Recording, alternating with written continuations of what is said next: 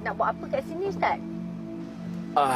Ya, saya ni saya nak jumpa rakan kongsi saya, Ustaz. Nanti dah siap jumpa dia, saya hantar awak balik lah.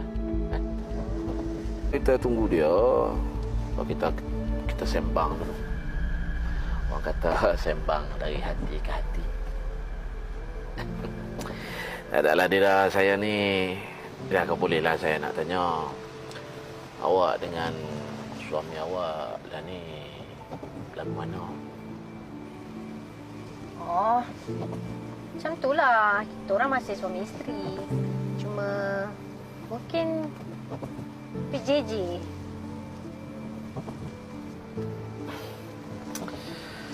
Astaghfirullahalazim. Dira, awak tahu apa awak buat ni salah tak? Dalam Islam, istilah dia kalau tak dengar perintah suami tu orang kata nusyus. Ustaz, kenapa saya nak nusyus pula? Dan memang saya tak selesa nak tinggal dekat kampung dia tu. Lagipun dia tak boleh buat keputusan sendiri. Dia patut bincang dengan saya. Yalah, awak kata lagu tu. Awak dah tak suka, tak boleh nak ikut apa yang dia minta, kehendak dia. Awak buat pergi pejabat agama.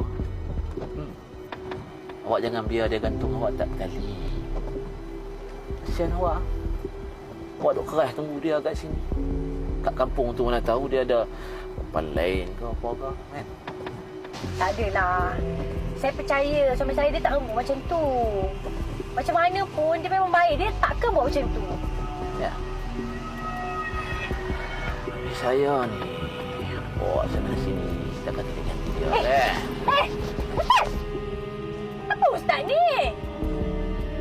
Saya masih isteri orang tau.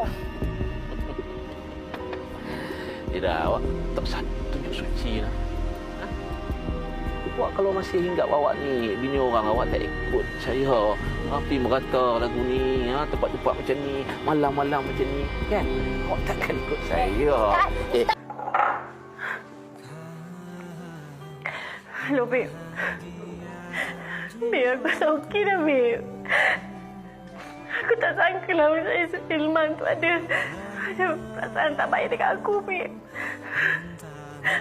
Aku malu lah. Aku malu kalau orang tahu, babe. Kalau benda ni baik, habis lah. Aku nak muka aku kat mana, babe. Kalau keluarga aku tahu, teruk.